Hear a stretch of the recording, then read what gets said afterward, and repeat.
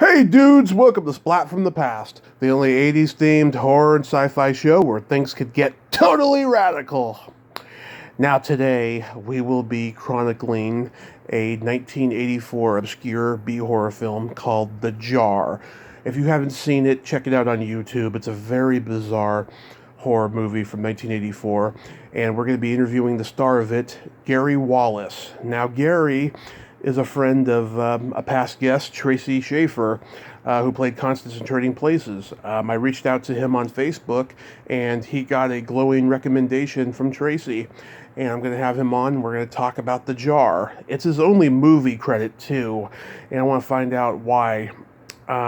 He probably comes from a stage background or something. I'll ask about that and see what else is up.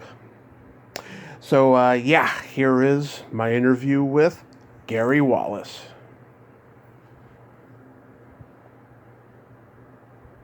This is such a great honor. Thank you for taking the time today. Oh, no problem. Yeah, heck, I appreciate someone who actually watched The Jar.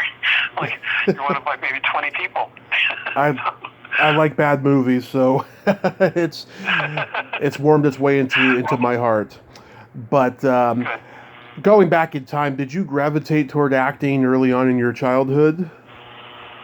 Well, as a matter of fact, yes. When I was in grade school, my next door neighbor was a very accomplished actress, really, and she was doing a play, Skin of Our Teeth by Thornton Wilder at the McCarter Theater in Princeton, New Jersey, and they needed some children, so they wanted to tag me, wanted to know if I'd be in it. I said, sure, and I was fascinated by the whole thing. I thought it was great. So, yeah, ever since then, I had an interest in it. Wow, so you're from New Jersey? Well, no, originally from California to New Jersey, and now, to be honest, I'd rather not say where I live right now, if it's okay, but... Oh, that's fine. Mm-hmm. Yeah. So you grew up in New Jersey, right? Correct. Okay. Yes. Yeah, did they have a theater scene there? A small one. All of my theater experience there was in high school, and we moved to where I live currently when I was a junior in high school, and then so I did some theater here in high school, and then a lot of community theater as well. Mm-hmm. I haven't done anything. I haven't really done any acting at all since about 1992 or so. Mm-hmm. Did you do like musical theater?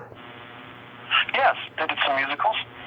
I was always in the chorus. I never had a lead, but I take it back. I played Judas in a production of Godspell once. Nice. But, always in the chorus, but it was a lot of fun. I was in the chorus of Pippin, and If Anything Happened on the Way to the Forum, and Candide. Let's see, probably some others. I just can't think of them right off the top of my head right now. Yeah, I'm finding out that a lot of people in your generation did a production of Godspell, and it's funny, I didn't know about that play till years later, because my generation wasn't doing it anywhere. Oh, no kidding. Yeah. Wow. Yeah. I remember... Maybe it was a rite of passage for our generation or something. And by the time you came along, it was like, Godspell, what the heck? Who wants to do Godspell? Right? Yeah, I mean, it was a good movie with Victor Garber, who had done it, in Canada with all the Second City people, But, yeah, it's weird that my generation never really did it, at least that I'm aware of, Are you a theater person as well? I did. So I'm born and raised in San Mateo, and San Mateo High School has the best drama department in the entire Bay Area. Alicia Silverstone went there. Dennis Haysbert, who was my mom's classmate. Merv Griffin, Chris Christopherson, lots of famous people went to that school. And so, yeah, I mean, I was involved in like backstage prop handling and stuff like that, I auditioned for like one play and didn't get it. And I just was like, I want to act, but I don't want to audition. So if someone wants me in their production, I'll do it, but I'm not going to audition. I can understand understand. Yeah. Auditioning is the toughest part. You hit it right on the nose there. And, frankly, if you're going to give a good audition, there's a whole bunch of preparation you have to do. It is. Yeah. Yeah. It's a good idea to study the play you're auditioning for and the parts, and perhaps rehearse a few, memorize monologues and so forth. Yeah. Yeah. A lot of preparation. It's crazy. Yeah. So after high school, did you decide you were going to pursue acting and study somewhere? No, not right off the bat. I actually went to school initially in aerospace engineering for a couple of years, and then dropped out and moved with some friends to Florida for a little while. Then back to Colorado, and I did in fact get involved in theater in college, but I actually never got a degree. But it was very enjoyable experience. Heck, we were totally immersed in it in the theater department. Almost 24/7. If we weren't rehearsing plays, we were building sets. If we weren't building sets, we were, rehearsing plays or getting ready to audition. A ton of work, but very enjoyable. And I was a bit older than my classmates, and I told them, they'd be belly aching about one thing or another, and I told them these are going to be the best days of our lives when you look back on them. And sure enough, they were. And the education was definitely high quality. Did you know an actor named Michael Tatlock? I did, yes. I haven't seen him in ages, but yes, I did know Michael. I just interviewed him at Christmas time because he was in a Christmas horror movie called Elves. Oh, no kidding. Yeah, he moved to L.A. later in life, and he's been acting out there ever since. He's dealt with, had the difficulty of, ageism in Hollywood, but he's gotten a lot of work there, and he's very happy. Good for him. That's great. Yeah. The interesting thing is, of course, there's a much worse ageism for actresses than actors. Right. But I think the industry started to come around and realize actresses with a few years under their belt are just as valuable as any other actress. Oh yeah, I mean all the ones I've interviewed, they're working now, and it's really great. I don't think I would have met too many working actresses 10 or 15 years ago. At a certain age, certain middle age. But how does the jar come into your life? I just saw an audition notice in the newspaper. What the heck? I might as well go for it. And the first. Bruce Tucano had actually held auditions for a totally different movie, the name of which I don't even remember anymore. And I auditioned for it and got a small part in this other movie. It was kind of like going to be 7 people in search of characters or something like this, like 7 disparate people put together for no particular reason. It was kind of like a Twilight Zone episode where you had the 5 people in a cylinder. Turns out they're all puppets. I don't think we turned out to be puppets. I don't remember the script well enough. But at any rate, so this movie never got made. But he had auditions for The Jar. Wanted to know if I'd like to audition for it, and I said, sure, why not? And so I did, and was cast as Paul. Wow. Do you know where the idea for the movie came from? George Bradley wrote it. No idea. Neither Bruce nor George told us much about it, except they intended it to be an exploration of the human condition. Oh. And all of the pros and cons and ups and downs, et cetera, et cetera, et cetera. So this is how come the beast in the jar takes me to war, and takes me to crucifixions, and takes me to all kinds of places, but then also takes me to the scene of the playground. Nice tender little scene. So yeah. Yeah, it's got this, blob-like, feel to it, with a little bit of, Larry Cohen did a movie about a year after this called The Stuff, in which, yogurt eats people after they've eaten it. It's just got that old creature feature, monster feel to it. in a way. Pretty funny. Yeah.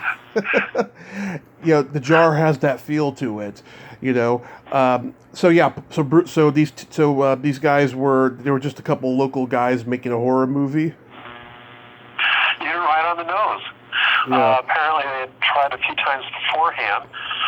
The one I was involved with, which didn't get made. Apparently there was another one didn't get made. So apparently the jar was the only one they actually succeeded in making. Huh. And they never made another movie again, did they? Not as far as I know.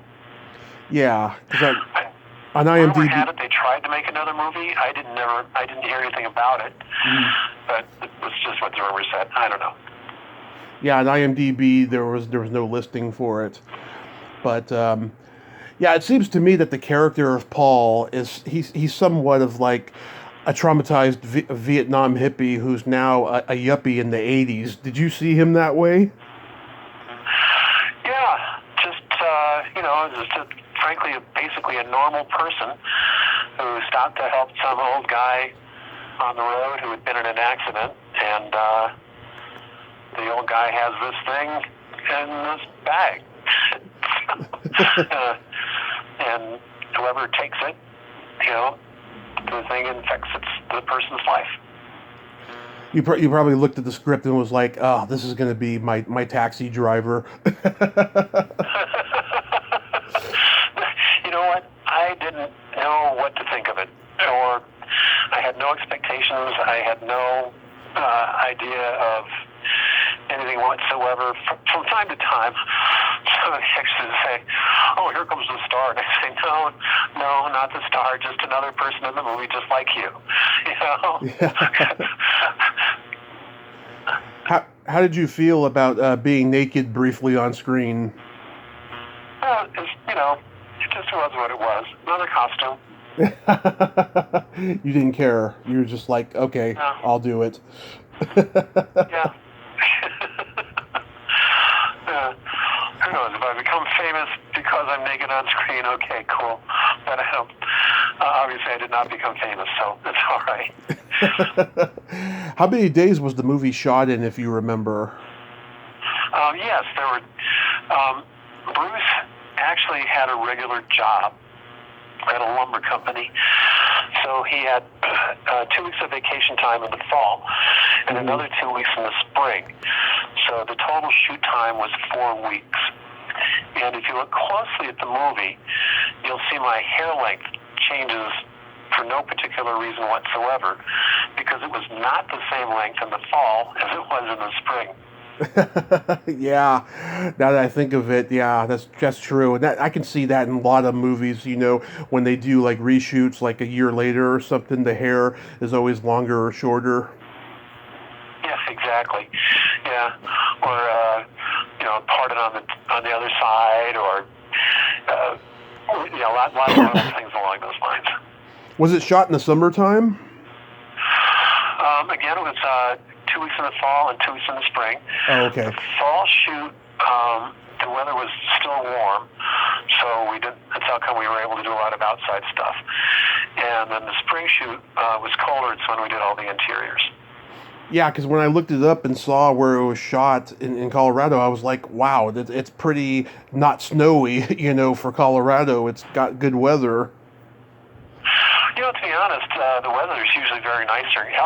It's 65 degrees and clear today, so Yeah. We're going to get some snow tomorrow, but yeah, so I just gave away where I am, didn't I? Oh, well. Say la vie. A lot of people, when they think of Colorado, they think of, the Rocky Mountains, because of John Denver and all that stuff.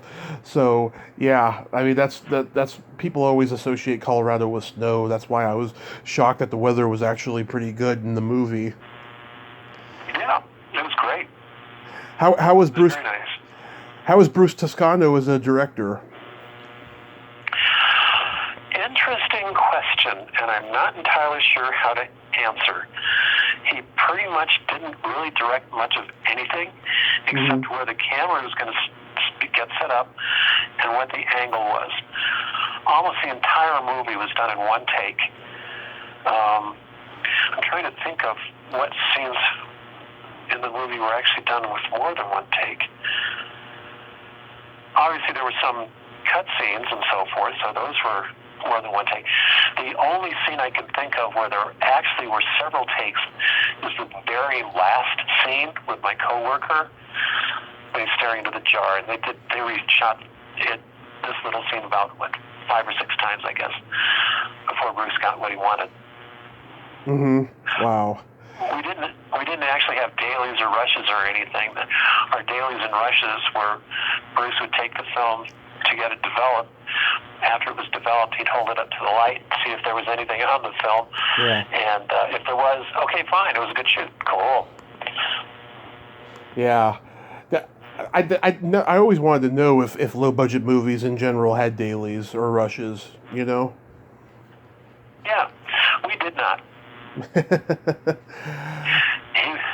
would just say, looks pretty good. We'd say, cool. Cool. Go print that. Right, yeah, exactly. A lot of what was shot did not get included in the movie. A scene, for example, when I'm running through a graveyard, didn't make it in. An interior shot, sort of a follow-up to the Vietnam scene, didn't make it into the movie. But most of what was shot actually did make it in. Nice. Has those scenes made it to a Blu-ray yet? Not as far as I know, no. To the best of my knowledge, it's only available on VHS tape, and DVDs are also available. Yes. But there's nothing like outtakes or anything along those lines exist as far as I know. Yeah. I laugh when you go into See's Candy in the movie because my dad and my grandfather worked at the corporate headquarters, See's Candy, before I was even born, and it's just really, it's really funny to me when I see that. And we love See's Candy in my family. You know, we still go all the time. Yeah. Oh yeah, it's good stuff. Yeah. I don't know if See's Candy would particularly like their stuff being turned into crickets or not. In the original script, it's supposed to turn into cockroaches, I think. But obviously, they couldn't get any cockroaches for sale, so they just went to a bait store and picked up some crickets. Huh, that's interesting. Do you still talk to anybody from the movie? No, I'm friends on Facebook with a couple of people, but really we don't stay in touch. The girl who played Crystal, she was hot. Wasn't she Swedish or something?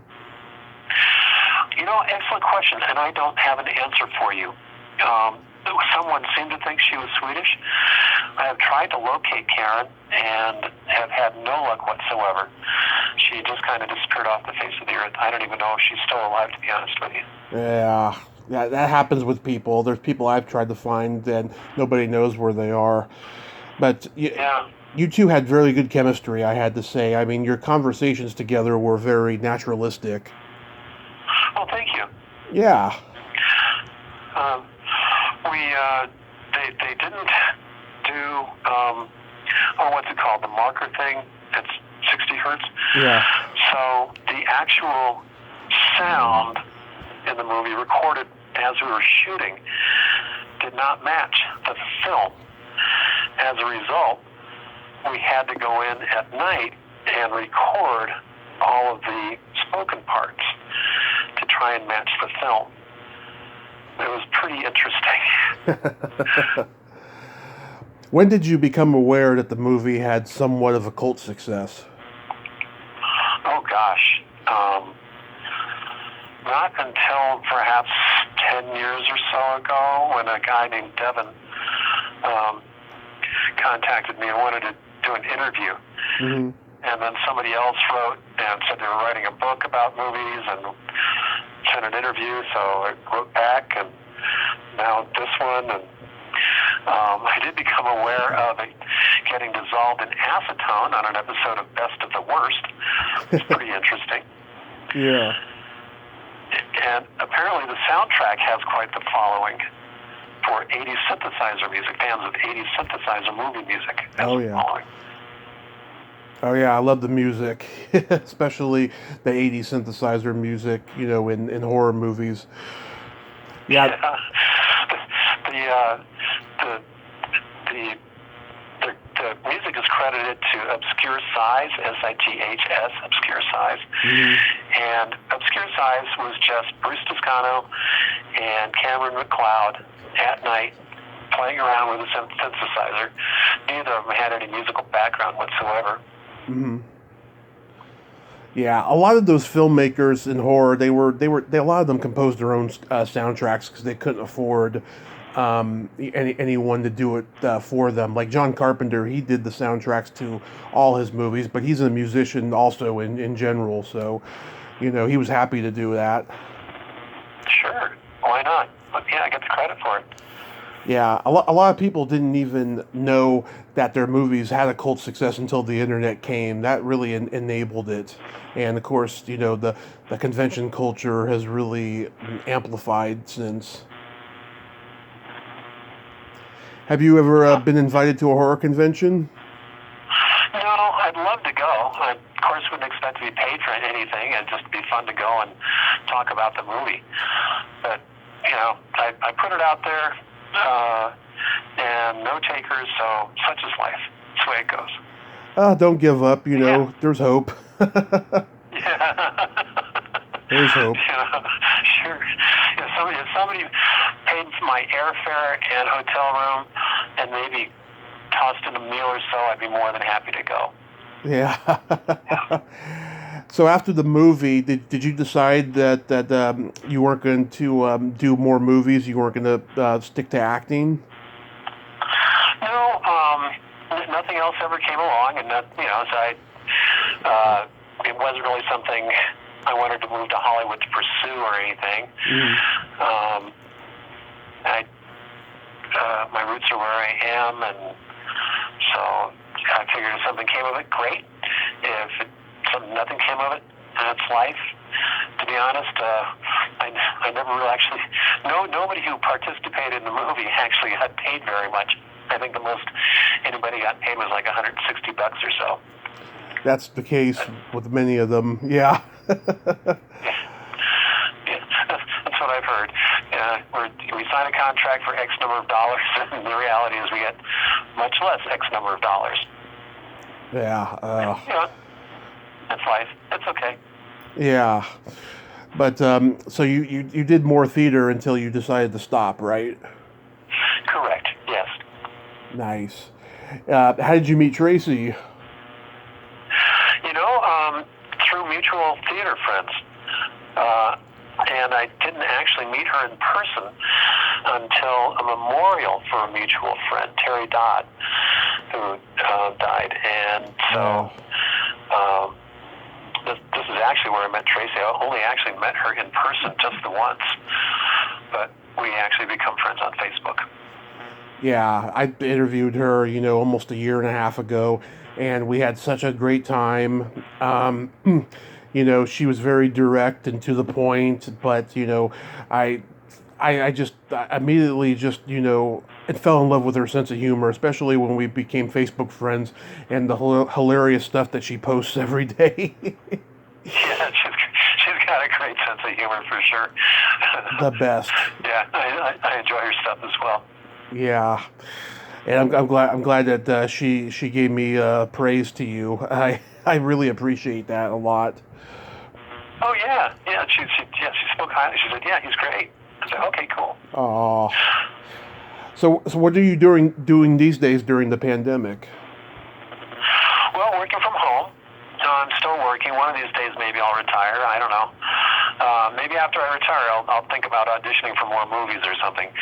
A friend of mine started auditioning for movies through a local community college, and so he's actually been in a few. Mm-hmm. And it sounds, maybe after I retire, I'll give it a shot. Why not? But in the meantime, I'm working from home. Try not to go out very much.